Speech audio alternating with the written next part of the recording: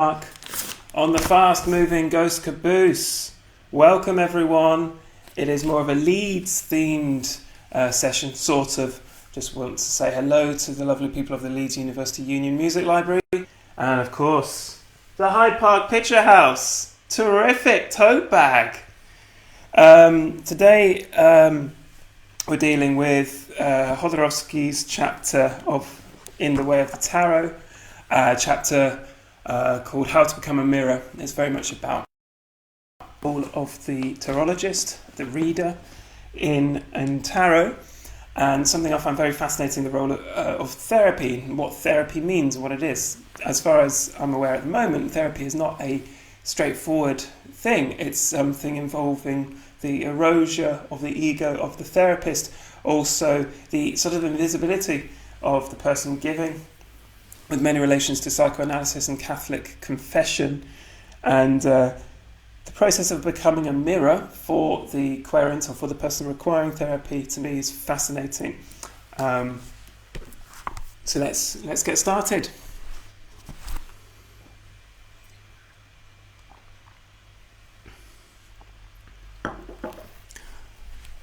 Actually, before we do jump into the beginning, I just want to read one part of a paragraph. Excuse me. One part of a paragraph that really sort of kicks us off with the rumbling of the metro below us, closer to the ground. Let's have a quick look at this one. So this is discussing the rigidity of patients, the rigidity of people who don't know they need help. His mind has been inhabited by crazy thoughts since childhood. A patient who refuses to admit that his thought has the ability to heal him becomes an enraged adversary facing the tarologist. He says his heart is empty to conceal that it is full of resentment. He lives apart from others, rejects sublime sentiments, devalues his ability to love and be loved, inhibits his sexual capacity or exacerbates it by scorning it. He has lost faith in his capacity, he has lost faith in his creativity, and is ashamed of his own desires. He reduces his infinite capacity of physical movements to small of quoted gestures. His rigidity is the result of prejudices implanted by morality that was once upon a time religious. So with that in mind, let me just change this pop screen. Let's get cracking with the beginning. Opening, How to Become a Mirror. During my first years studying the tarot, seeking the meaning of its symbols, I considered them to be a tool for self-knowledge. Influenced by my reading of books on alchemy, the Kabbalah, and other initiatory traditions, I believed that whoever aspired to wisdom had to work in solitude. The seed to germinate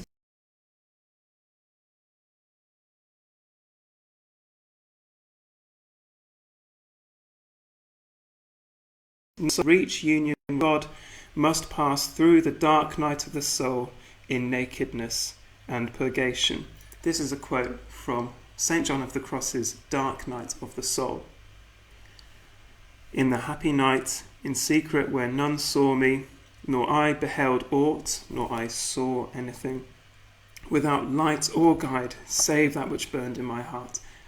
No light was around St. John of the Cross in the dark night of his soul, apart from the light or guide which burned in his heart. This is why, combined with the commercial use of the tarot by the fashionable fortune tellers, I disdained the reading aspect. From an initiatory but also a scientific point of view, it seems shameful to me to use the cards to predict the future. A passage from the Bible corroborated my feelings, and this is from Deuteronomy 18:10-12 from the Jerusalem Bible. There must never be anyone among you who practices divination, who is a soothsayer, augur, or sorcerer, weaver of spells, for anyone that does these things is detestable to Yahweh your God.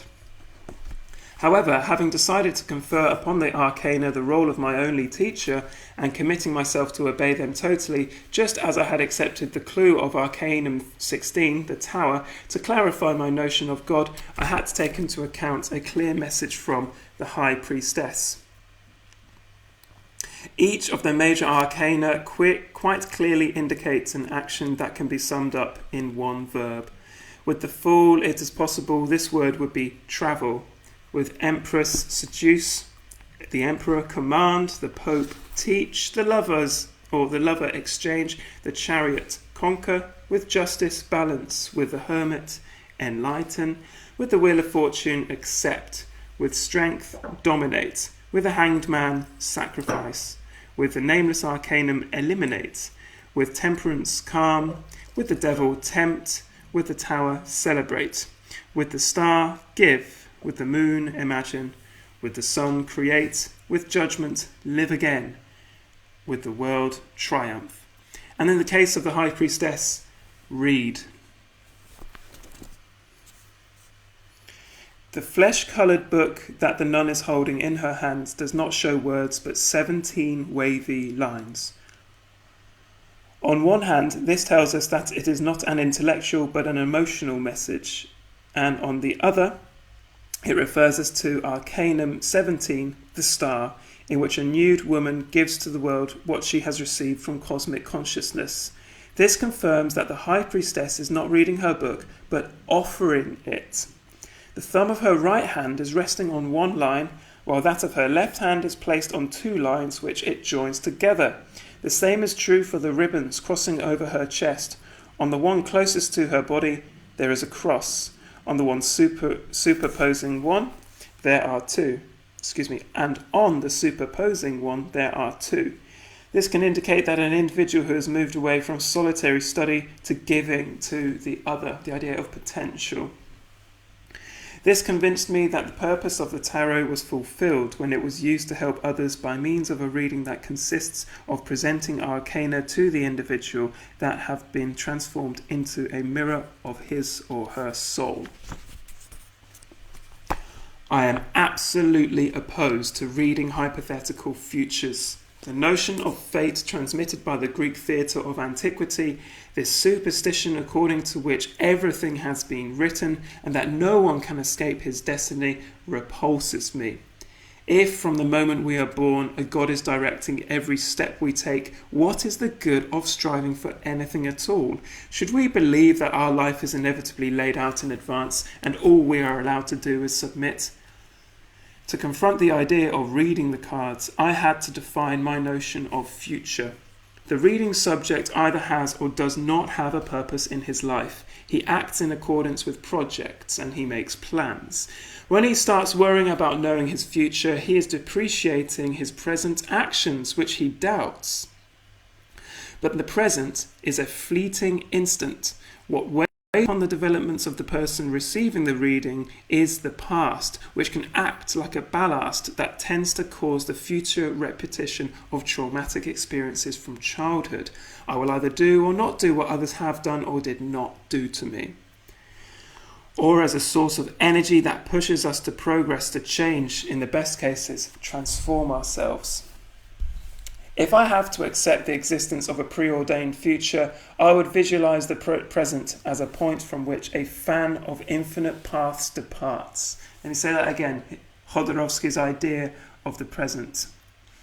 If I have to accept the existence of a preordained future, I would visualize the present as a point from which a fan of infinite paths departs. An intentional action or accident, something that happens by chance, projects us forward and obliges us to live one of the countless fates possible. This would allow me to declare, even when everything has been written, that the divine menu does not consist of a single dish, but a huge selection. Free will consists of choosing one of these infinite sentences fate hands down.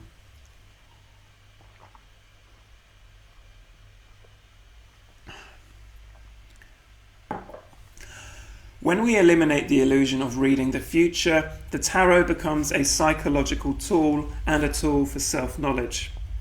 By honestly confronting the characteristics of our personalities that have gone off course, habits, identifications, manias, vices, narcissistic, antisocial, schizoid and paranoid disorders, personal delusions, crazy ideas, depressive feelings, emotional immaturity, twisted desires, and needs imposed by the family, society, or culture, we can attain knowledge of our real essence. In other words, what is innate in us and not acquired.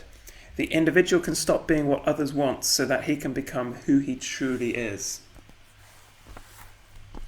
I began with infinite precautions to read the tarot for patients that Dr. Jean-Claude Laprez sent me in order to learn if their illnesses were the consequence of psychological problems. As a tarologist, I set myself the responsibility of respecting 4 expressions. Based on what I know, reality being infinite, no one can know everything, up to a certain point, nothing is definitive or absolute on a general level, there's always the possibility of an exception. At the risk of fooling myself, nothing a human being says is infallible. And if you really want it this way, things are the way they are because earlier we have adapted our languages to others. Every notion is the result of a collective agreement. Initially, I read the cards as if they were a psychological test. Before analysing the drawings and their relations, I interpreted the way the patient placed the cards side by side or apart, closer or farther, superposed, horizontal or slanted, and so forth. As my experience grew, I left this aside and restricted myself to interpreting the drawings. However, for greater effectiveness, I refined my observation of the individual seeking consultation, the way he used his voice, the dynamic of her gestures, physical posture, skin quality, breath odour, age, profession, sexual characteristics, emotional states, and finally family tree, as far back, if possible, to the great-grandparents. Over the course of the years, grasping all these aspects in a single glance, I concentrated exclusively on reading the cards, always warning the person that he was not in front of a magician, but a tarologist. And that the arcana were basically small printed cards that could quite easily deliver an absurd message. The reading was made up of 3 acts of chance, the one that led this individual to me, the one that had put me in the presence of this individual, and the moment when the cards were chosen. The reading recipient had a perfect right to accept, to discuss, or to ask for more precision on the reading. Starting from the principle that the tarot had been introduced into the world as a game, I realised that the reading had to be structured like a game. In addition to the players and the laws that govern it, the place where it takes place is equally important. You cannot play basketball on a football field, and a chessboard is different from the Monopoly playing board. I grasped that the interpretation of the cards depended upon the meaning given to them before the reading. Depending upon the terrain, the strategy, the tarot became different. The interpretation of the cards changed. For example, they could be positive or negative. It became clear to me that to obtain a correct reading, I had to, above all, define the roles played by the arcana by employing strategies adopted to the questions and level of consciousness of the person requesting the reading. Excuse me. On the other hand, because a game is almost always a combat with a winner, it was also important to define the players, in other words, the individual seeking the reading and the reader. In competitive games, the goal is eliminating the adversary, which amounts to killing him metaphorically. In the tarological game, the objective is to heal the adversary and help him live. This work became difficult. The contemporary human being can be described as a marvellous substance imprisoned inside a sick container. He has limits he stubbornly defends because, although they are painful, he identifies with them. His mind has been inhabited by crazy thoughts since childhood. A patient who refuses to admit that his thought has the ability to heal him becomes an enraged adversary facing the tarologist. He says his heart is empty to conceal that it is full of resentment. He lives apart from others, rejects sublime sentiments, devalues his ability to love and be loved. inhibits his sexual capacity or exacerbates it by scorning it. He has lost faith in his creativity and is ashamed of his own desires. He reduces his infinite capacity of physical movements to a small number of quotidian gestures. His rigidity is the result of prejudices implanted by a morality that was once upon a time religious.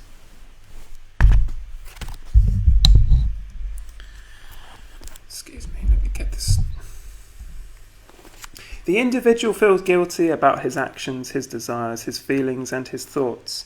This guilt allows him to say that what happens to him is a just and necessary punishment, or else he denigrates himself non-stop by believing, through a deficiency of values, that he does not deserve to be free of his suffering.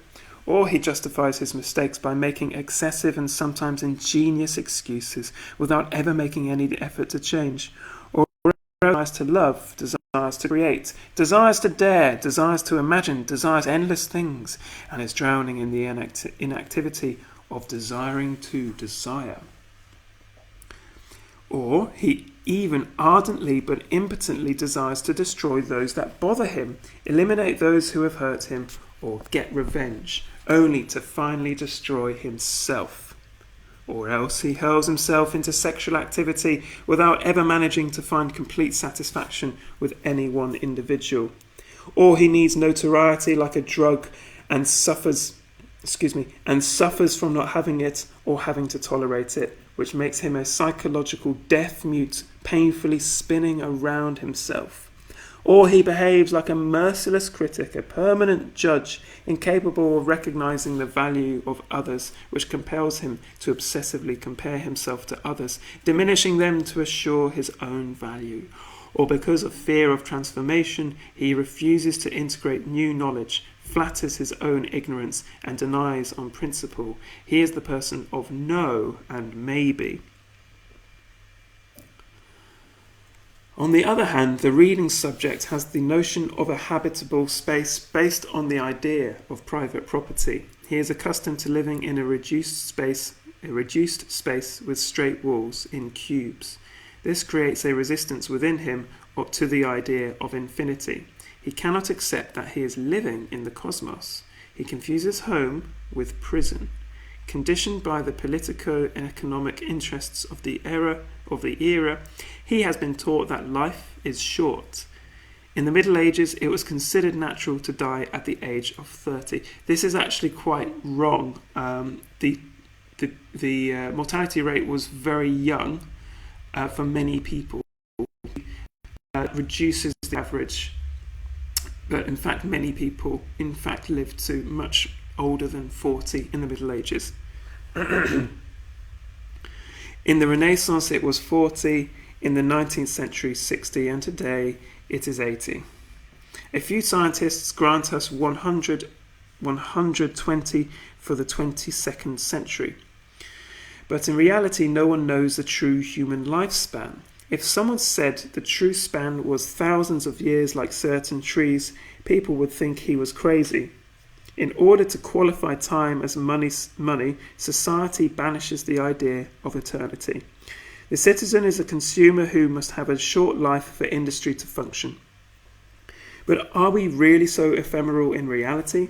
Why shouldn't we have the right to live as long as the universe? Because the individual has been told, you are only a part, and he has trouble accepting that he is a whole. He has learned to fight to defend his individuality by seeking egotistical powers. Living on a psychological island, he does not realize that there is only one atmosphere, that the pollution in Mexico, Bombay, or Paris poisons the air of the entire planet, that remote wars and the ignorance and poverty of others attack his happiness. What happens to the world happens to him. An economic crisis over there has repercussions here, in his pockets. The greater his separation from others, the smaller his awareness. As a victim of abusive ideas, the person seeking a reading denies his ability to realize miracles. We mean by miracles the fact of being able to grasp that reality does not behave according to a pre-established model, but in a way that is incomprehensible to a mentality imprisoned in a logical system, and dispossessed thinks he is living alone, without suspecting that the universe, the subconscious, is his ally. Accepting the idea that he is worth nothing, he does not deign to meditate to find his inner God.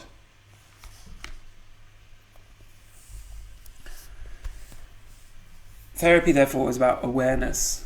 The person receiving the reading confuses consciousness, the essential being, with the act of becoming conscious of something. The purpose of consciousness is to successfully become yourself in order to offer yourself to the deity.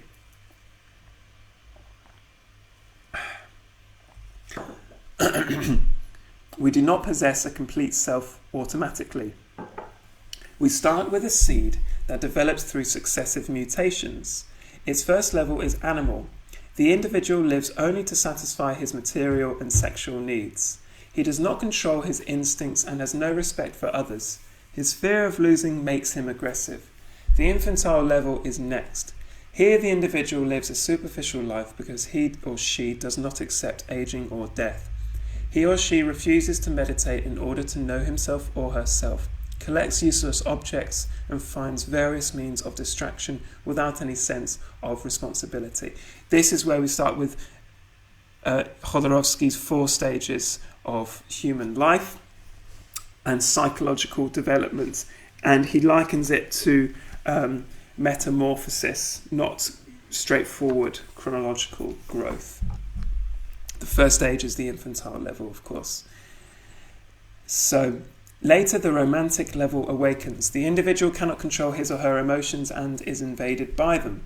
As an eternal adolescent, he or she believes that meeting a man or a woman to form a couple is life's purpose. Influenced by cinema, television, and style magazines, he or she creates an ideal of love that resembles a fairy tale. This leads to replacing being with appearance. It is possible that after some painful setbacks, adult consciousness will develop.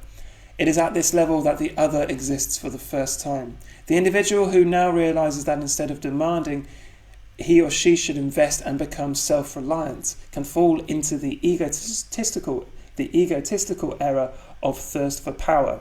This gives birth to exploiters, tyrants, men, and swindlers of all sorts. The antithesis of this egotism is that of people who, to feel noble, spend their time helping others because they are too lazy to help themselves. If this truly becomes aid to oneself, then the level of social consciousness opens. This is when the individual fights for the happiness of all humanity, but also for the health of plants, animals, and the planet. Later, it will open to cosmic consciousness. Excuse me. Nothing happens in the universe without movement and transformation. Distancing herself from all the stubborn systems and habits that depreciate life, the responsible individual will abandon herself, just like the cosmos, to constant change, knowing that she belongs to an infinite and eternal world. She emerges from generational boundaries and prepares the terrain for the advent of the new being. Finally, she attains divine consciousness, a level that very few reach. In the dark core of the subconscious, there is a brilliant spot of complete lucidity, a powerful ally that, if used well, will manifest like an inner god, or, if used poorly, like an inner demon. This is the level known by geniuses, prophets, and magi.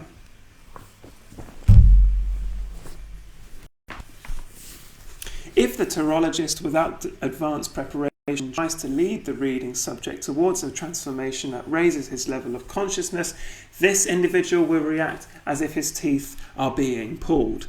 To change, there must be a wish to change, the knowledge that this change is possible, and that, finally, the consequences of this change can be accepted.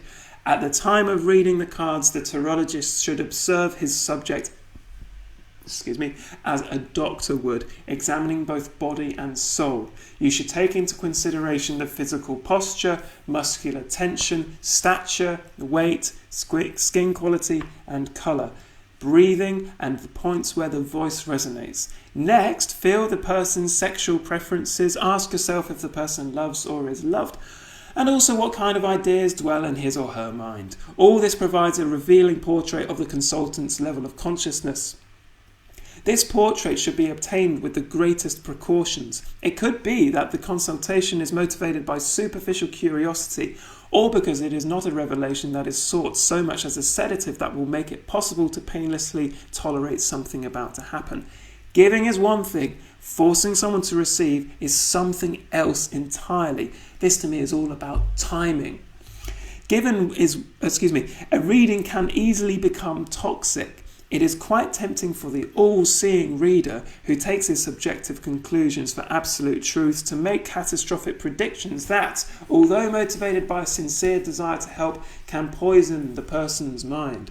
So it could be something true that you're telling them, but if it's not timed properly, the pharmakon, the medicine, could be a kind of poison. Let's never forget that in Greek, pharmakon means medicine and poison at the same time. The Clare Vision School, the Theosophical School has an idea of, I believe Theosophical as well, might be wrong there, had the idea of venom. Venom being this potential divine inspiration that is not necessarily always good, but the venom is so strong it could burn you out, but it also has huge potential for good if it's filtered properly. And talking of filters, I think Jodorowsky himself is an incredible, wonderful, divine filter of so much religious teaching, presenting it in a way that's very, very accessible. I read the following article in the papers of January the 20th, 2003. Mircea Teodorescu, a 51-year-old Romanian living in the department of Bacău, eastern Romania, found what he thought was an unbeatable solution in his own suicide. Several days earlier, he had consulted a fortune teller who predicted a death would affect him in the very near future, his or that of his 23-year-old son. Returning home, Mircea Teodorescu, to save his son, stabbed himself with a long kitchen knife. He died shortly after being taken to the emergency room of the hospital. The tarologist, leaving aside the prediction of the future, should be capable of realizing the motives that drive him to read. Does he want to obtain power over others? Is it to earn money by putting together a clientele? Is it to be admired? Is it a way to share his anxieties or a means of sexual seduction? If our position as a reader is unclear, the reading will not be clear either. The tarot being a set of symbols which are obscure because they are initiatory, it becomes an essentially subjective language. The tarologist needs to know what kind of psychological content his subconscious is projecting on the reading. No one can boast of knowing himself entirely. We know ourselves only at the time of our introspective examination, but the mind, like the universe, is in constant expansion. Constant attention and a strict state of alert and a sincere acceptance of the impulses that ask us to control and direct them toward objective interpretations should guide our reading. It is possible that one individual resembles our mother, another member of our family, or someone who forced us to do something as a child in one way or another. If we are not aware of this, we will treat the person seeking consultation with the same resentment that we would treat the one who harmed us. It is impossible to say, I will not make any projections, but it is quite possible to tell yourself, I will be conscious of my projections. For that, we should know how we feel about things when we read the tarot. Observe if the person seeing the reading is sympathetic or antipathetic to us. If she scares us, if he or she attracts us sexually, if we admire him, if we judge her mercilessly. One of the greatest dangers of reading is that the reader will morally judge his subject because the judge lies. In French, this is a pun. Jugement, judge lies. Mentir is lie. Le juge, I guess it's le juge.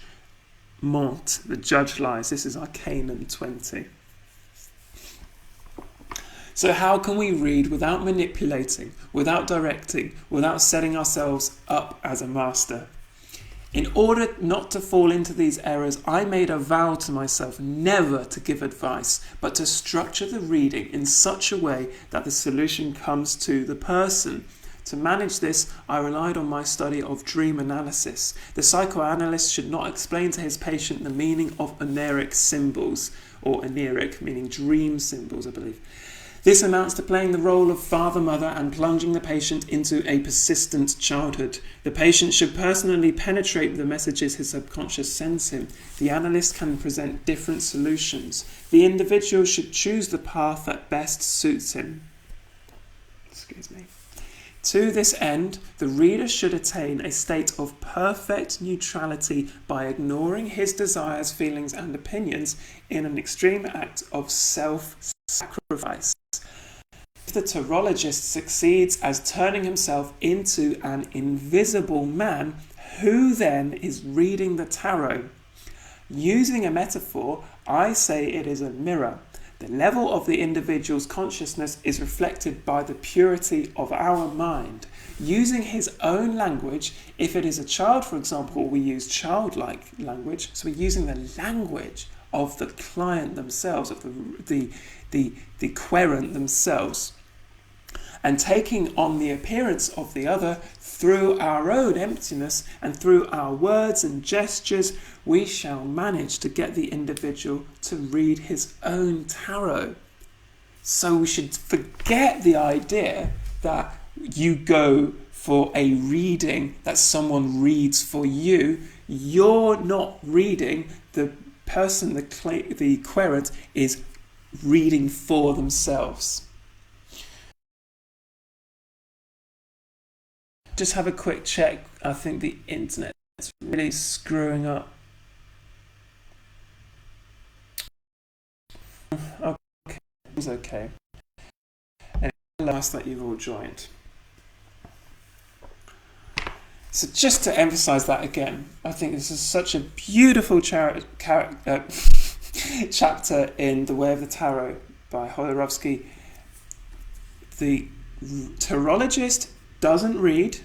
He uses or she uses the language of the person inquiring, the inquirer, and you effectively become formless and invisible and just one big mirror to the person who needs to read their own subconscious drives.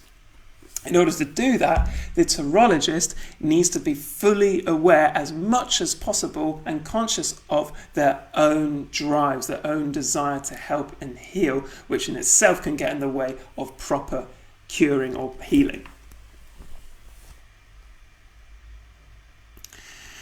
Using his own language and taking on the appearance of the other through our own emptiness and through our words and gestures, we shall manage to get the individual to read his own tarot. This reading will bring a response that corresponds to the other's world, not our own. Our solutions are not his solutions. If the person does not agree with our reading, do not try to persuade him. Because it is his own life, we should always let him be right. Because it is his own life, we should always let him be right. In reality, the subconscious is our ally. If it refuses to reveal a secret to us, it is because we are not yet ready. We should never force its revelation. We should obtain it with the greatest caution. We have talked not only about the words of the tarologist, but also of his gestures. To use them wisely, we need to set the position of the reading subject first of all. Should we place her facing us, next to us? Will we leave him in front while we guide his reading from behind like a shadow? The choice depends on the tarologist's motivation. Face to face, it is the fascination, danger of a grab for power. The other individual could submit like a child. Next to us, it is an emotional exchange, danger of incestuous transfer. The person could try to envelop us in symbiosis. From behind his back, like a shadow, danger of deification. The reading subject could mistake us for an all-powerful magus. Think of the psychoanalyst always behind or out of sight of the querent or the subject. All these possibilities have their uses and their dangers. A clumsy or overly energetic gesture, one that is too insistent or disorganized, can lead the reading subject's understanding astray and undermine her confidence. I had the luck to attend a tea ceremony performed by a master in Kyoto, Japan. I was permanently stamped by witnessing such deep awareness in every gesture involved in the preparation of a simple cup of tea. They revealed such humanity, beauty, and economy of movement. I promised myself to establish gestures for reading the tarot that had the perfection and humility of a Zen tea ceremony. This leads on to Jodorowsky's claim that a tarologist should enter a trance. First, we can give the deck to the person seeking the reading so that she can shuffle them. This is a fantastic, wonderful, free entrance to learning the language of the person coming to you. Give them the cards. See how they touch it. I've seen people lay the cards perfect mathematically in front of them. I've seen people throw aside the cards. You read so much just in this whole vocabulary of body language. First, we give the deck to the person seeking the reading so she can shuffle them with a precise, moderate gesture that ends at a point that is neither too close nor too far from her. Half of this step, the offer, should be performed by the tarologist. The other half should be by the individual, the active reception. While the person is mixing up the order of the cards, the reader remains motionless and composed. The voice he uses should not echo in his skull, but in his chest. It is a gentle voice, the one used to address children, one coming from the heart and not the intellect. It is a tone of kindness, one quite difficult to obtain. So kindness isn't always nice. To succeed, the tarologist should approach a state of holiness. So I'm not talking about the outside appearance, the stereotype of a saint in religious tract, but of a true, poetic and sublime feeling. The various religions have taken possession of the concept of holiness, giving it restrictive meanings. Among these restrictions is the negation of sexuality, reproduction and the family, combined with exaltation of the martyr and rejection of the real world for some mythical beyond. We speak of Catholic, Muslim, Buddhist and Hebrew, the just saints and so on. But we have no notion of citizen holiness. The citizen saints can love an individual of the opposite sex, have children, start a family and have a healthy enjoyment of life without belonging to a sect, without worshipping doctrines dictated by a god with a face and a name, and practice a morality that is not founded on taboos, but on the concept of actions useful for humanity. The reader of the tarot, while he is not a saint, should imitate saintliness. In certain Eastern cultures, parrots, apes and dogs are described as sacred animals that represent the individual ego because they are capable of imitating their masters. How do we learn to imitate a saint? Saintliness is not innate, nor is it a gift that comes from outside. It is something that is obtained little by little. To be strong in the large things, it is necessary to be strong in the little everyday things by practicing to give without expecting anything in return. Let's say that again. To practice to give without expecting anything in return. Neither thanks, nor money, nor admiration, nor submission. It involves not comparing ourselves or competing with others while humbly accepting their values. It is by not erecting our viewpoint as measuring unit of the world, by accepting differences with kindness. This isn't just tolerating differences, it's accepting it.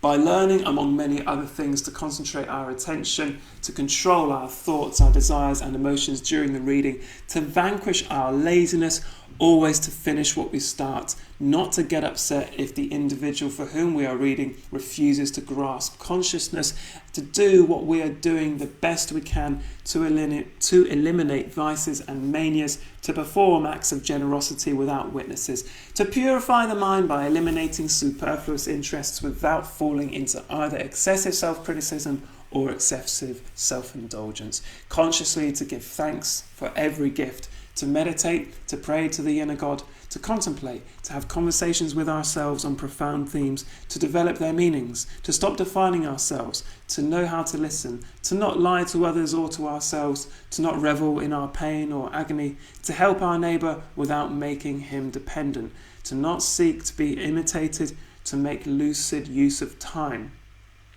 to make work plans and accomplish them, to not take up too much space, to not squander, to not make useless noise, to not eat unhealthy food only for pleasure, to answer every question as honestly as possible, to overcome fear of life and death, to not only live in the here and now, but in the elsewhere and after, never to abandon our children by watching over them from the time they were infants, to appropriate nothing or no one for ourselves, to share equitably, not to over-adorn ourselves with clothing or objects out of vanity, to not deceive, to sleep only as much as is strictly necessary, not to follow styles, to shoot ourselves, not to respect scrupulously every signed contract and every promise made, to be punctual, not to envy the success of others, to say just what needs to be said. Not to think of the benefits of a work, but to love the work for itself, never to threaten or curse, to put ourselves in the shoes of the other, to make every moment a teacher, to want our children to do better than we did, and to accept their success, to teach the consultants how to learn from themselves, to overcome pride by changing it into dignity, anger into creativity, avarice into wisdom, envy into admiration for beauty, hate into generosity, lack of faith into universal love, not to applaud or insult ourselves, not to complain about ourselves, not to give orders for the pleasure or compelling obedience, not to give orders for the pleasure of compelling obedience, not to contract debts, never to speak badly of others, not to keep useless objects, and first and foremost, never to act in your own name but that of the inner God. Card reading at this time was in the hands of fortune tellers who used the tarot not like a language but as a tool for prediction, like a pendulum or crystal ball. They did not read the arcana. They waited until the cards prompted flashings that they interpreted according to their whim.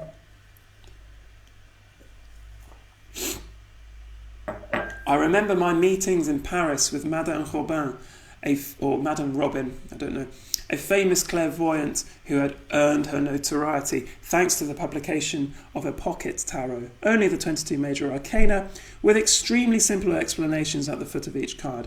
Explanations that obviously limited the projective power of the cards by reducing them to this and nothing else is what this arcana means. The lady, intrigued by my film The Holy Mountain, wanted to make my acquaintance. When I entered her apartment, expecting to find a temple, I found myself in a charming bathroom. The clairvoyant, who was around 50, tiny, plump, and wearing a pink bathrobe, was sitting in a cosy armchair. Two men, who looked like they were of working-class origin, were kneeling at her feet, gazing at her devotedly while cutting her nails. At the same time, she was clipping the claws of her cat. A table offered several plates of cheeses, salads, pastries, fruits, and wines of good quality. Her customers waited patiently in another room until the Sibyl had dined. This is what she did in the company of the three of us, gluttonously devouring an incredible quantity of food.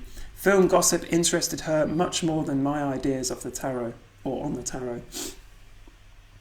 She granted me the honour of sitting in on her consultations. Madame Robin, or Madame Robin, knew only the names and numbers of her cards. Their details had never held her attention.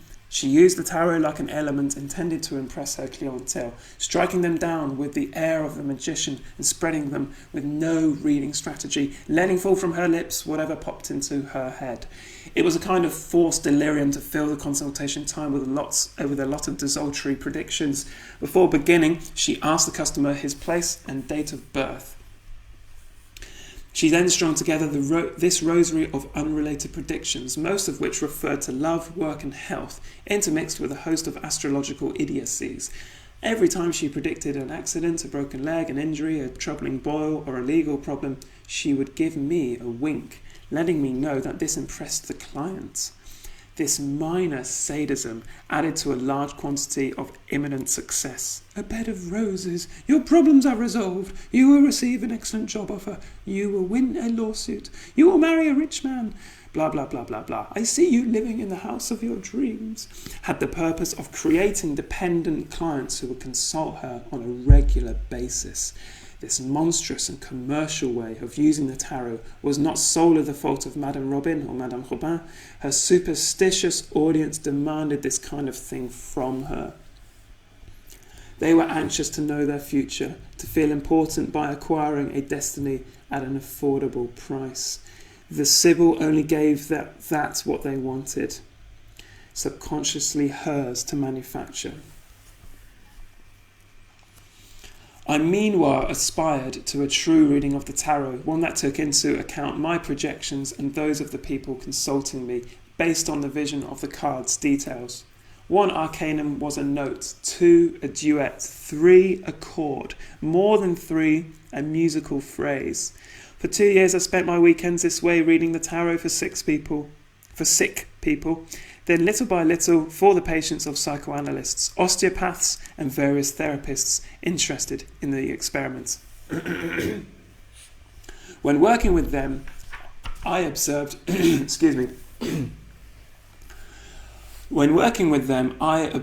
the ancient forms of reading the tarot copied in the traditional treatises that no longer worked for me. They were constructed for predicting the future, something that, as I mentioned earlier, seemed childish and dishonest to me. Predicting that things can happen makes them happen. The brain has a tendency to automatically realise predictions. I needed a system that allowed me to read the present, a present in which the illness represented from the past from which a person was incapable of extricating himself. In this search, I started by using the tarot like a psychological test, using the Rorschach for my initial inspiration and other forms later, which brought elements of the patient's subconscious out in the open. I really find it useful to say to people, and by the way, I'm not like a seasoned expert, but I have read for people who have asked, and one of the most useful questions I have found was to ask, where do you see yourself in the card? Where are you in this card? In other words, what is the louder symbol that the card bears for you? The Rorschach test.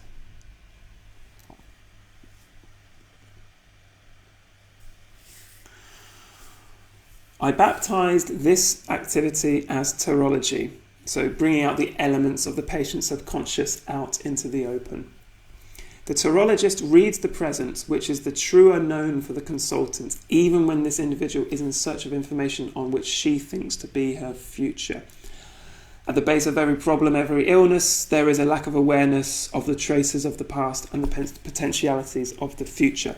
So in a way, all that therapy is just awareness. Bringing awareness to someone's pathology.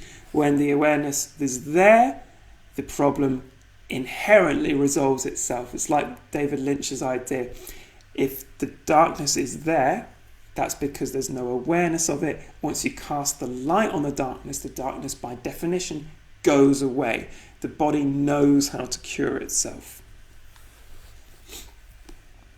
I began giving courses and workshops as a tarologist, and gradually this teaching spread.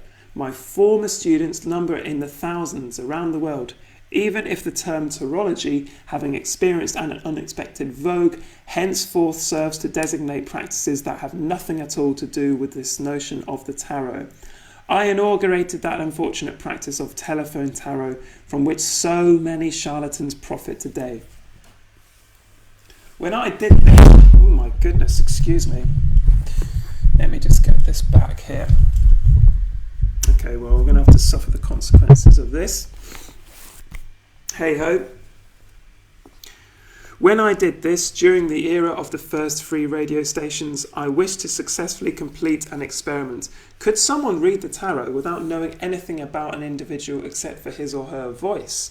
My hypothesis was that the entire personality was contained in the voice, and that it could bring knowledge into my subconscious that the tarot would help release in waves. I sat in front of the microphone, I shuffled the cards, and I asked the person consulting me to tell me 3 numbers between 1 and 22. While posing a question, the telephone never stopped ringing. There were 2,000 or 3,000 calls during that session, and I had to read until 5 in the morning. It was a revolution. Unfortunately, the commercial aspect was so mouth-watering, while the attendant privilege of an anonymity, that the spread of this practice was accompanied by considerable degradation.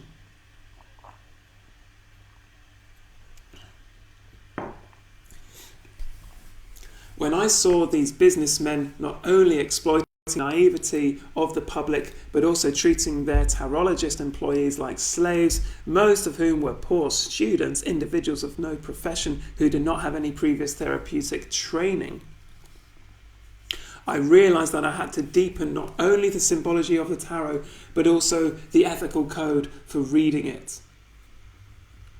For more authenticity in the reading, which is to say that there is the least possible potential for projection of the reader's problems, his personal morality, or his intellectual notions, which are always erroneous when it comes to feelings and desires, the tarologist must do it in a trance. This is crucial. Contrary to what is commonly thought, a trance is not an unconscious or irrational state. In other words, and having studied a lot of music psychology, you enter the state of flow, pure consciousness, what Valentine Tomberg calls the high priestess as burning without smoke, effortless action. Very much a state that is really fondly thought of in Taoism.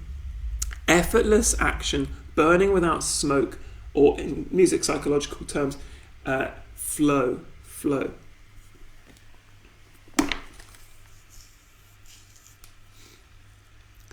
So it begins, this trance, with an intensification of attention and ends with the abolition. It begins with an intensification of attention and ends with the abolition of the spectator-actor reality. The person in a trance does not observe herself. She dissolves into herself. The person in a trance does not observe herself, she dissolves into herself. She is an actor in the pure state. By actor, we do not mean the performer on a stage, but an entity in action. For this reason, for example, trance does not allow the memory to record words, events, and actions performed. For the same reason, the trance can presume the loss of the notion of time. Generally, we use the rational position to distance ourselves from other living forces and energies. In everyday life, the rational part of the brain is experienced like an island. The rational does not disappear in a trance, but the landscape expands. The island sees bridges connecting it to the subconscious. The trance is a state of higher consciousness. In a trance, there is no such thing as a missed opportunity or an accident. We have no notion of space, for we have become space. We have no notion of time, for we are the phenomenon that is happening.